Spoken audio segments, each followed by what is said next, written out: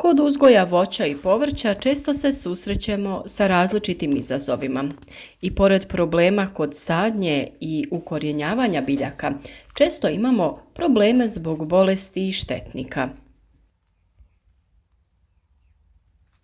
Promjena boje na listu često nam govori da se nešto događa, ali da bi pomogli biljkama, moramo znati prepoznati šta je razlog promjene boje. Danas pričamo o jednom štetniku koji se često javlja na biljkama u ljetnom periodu. Najčešće se javlja na krastavcu, dinjama, lubenicama, patlidžanu, paradajzu, ali zna se pojaviti i na drugim kulturama poput maline, kupine i sl. U ovom videu ćemo vas naučiti kako prepoznati ovaj problem i kako spriječiti ovog štetnika da uništi naše biljke. Kao i uvijek, tu smo da sa vama podijelimo korisne informacije u uzgoju voća i povrća, pa podržite nas tako što ćete označiti video sa like i ostaviti nam komentar ispod videa. A kako bi ove informacije došle do što više ljudi i bile korisne i drugima, podijelite ovaj video na društvenim mrežama. Razloga zbog kojih list mijenja boju je puno, a najčešće je u pitanju nedostatak nekog od hranjiva ili se radi o nekoj bolesti biljke, te može biti u pitanju neki štetnik koji iscrpljuje biljku. Naravno, ako se radi o manjku hranjiva, list samo promijeni boju, ali na njemu se ne javljaju veći tragovi propadanja, niti neki organizmi koji bi mogli biti uzrok. U tom slučaju, adekvatnom prihranom biljke rješavamo taj problem. Ako se radi o bolesti, najčešće je u pitanju gljivično oboljenje koje možemo prepoznati često kao pojavu plijesni, uslijed čega list ili dio lista odumire. U tom slučaju biljke štitimo sa preparatima koji sprječavaju razvoj gljivica poput sode bikarbone, nim ulja ili nekog od fungicida. Na vama je da odaberete koji preparat ćete koristiti.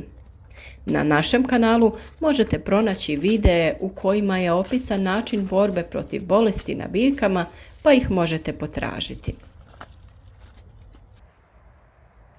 Treći razlog zbog kojeg listovi na biljci mijenjaju boju je pojava štetnika, odnosno insekata.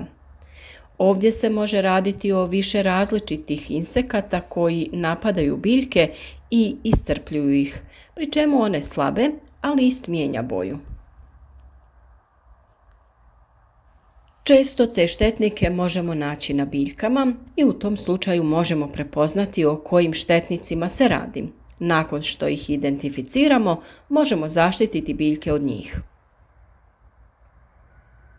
Međutim, problem se javlja kada golim okom ne možemo vidjeti, a naročito prepoznati o kojem štetniku se radi. Zbog toga trebamo biti oprezni i vršiti kontrolu zaraženosti naših biljaka. Ljetni period i velike temperature dovode do pojave grinja koje predstavljaju jako opasnog štetnika.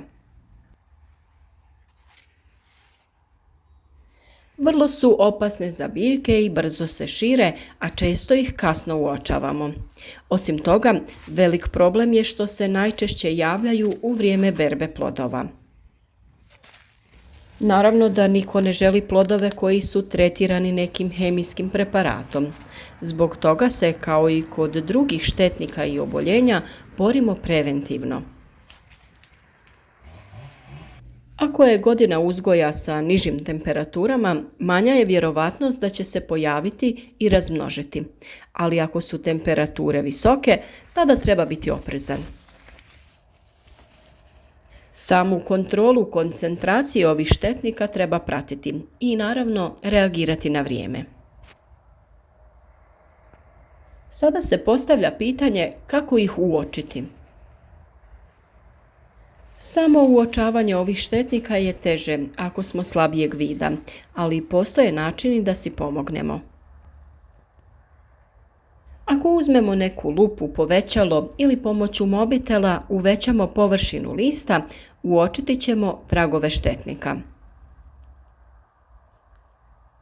Da su listovi zaraženi grinjama također možemo primijetiti tako što prvo uočavamo jako sitnu paučinu.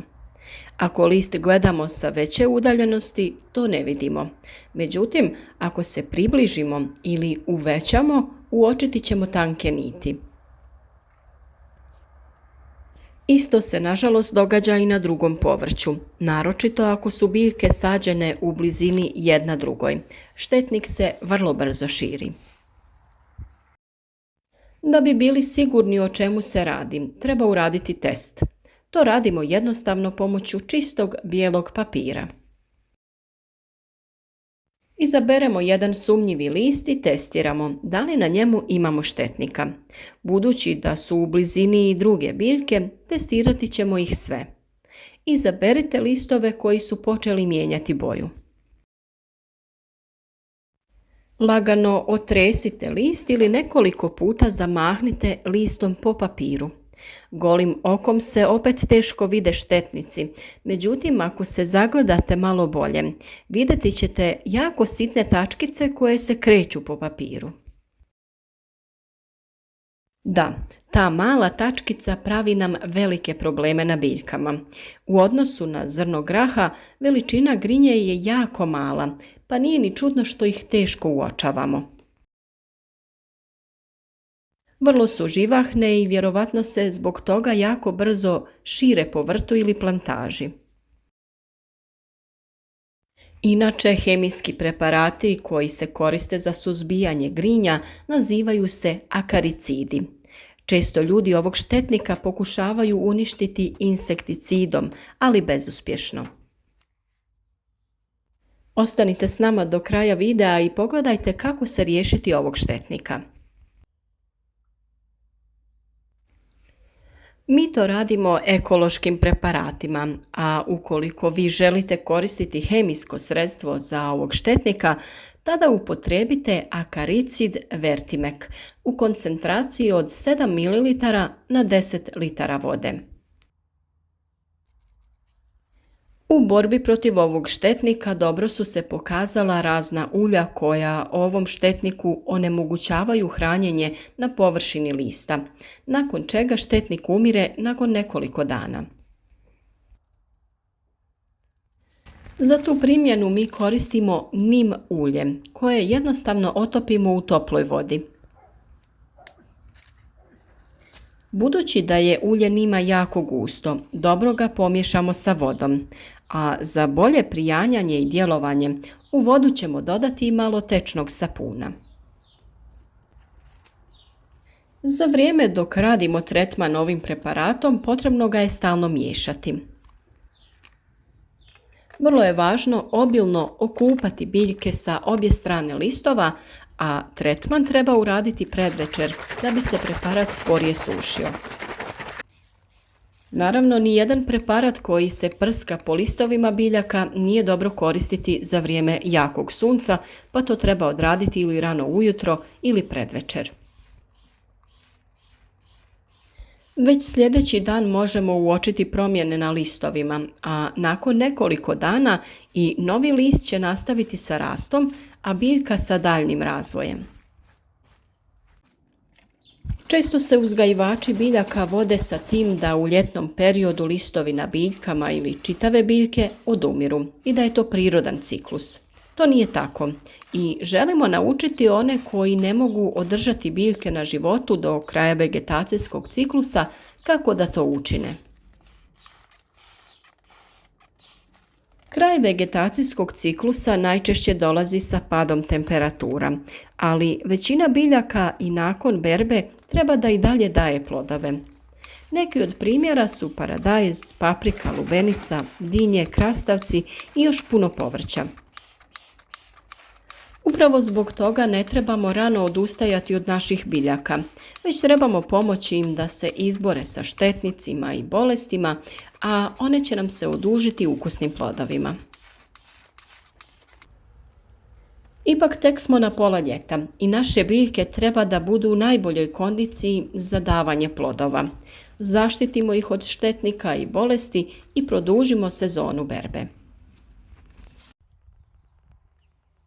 Zahvaljujemo se svim vjernim pratiteljima kanala koji nas podržavaju u našoj misiji i koji su u stvari dio tima, koji za cilj ima prenijeti znanje o uzgoju voća i povrća na što više ljudi, da bi se čovjek vratio prirodi tamo gdje i pripada.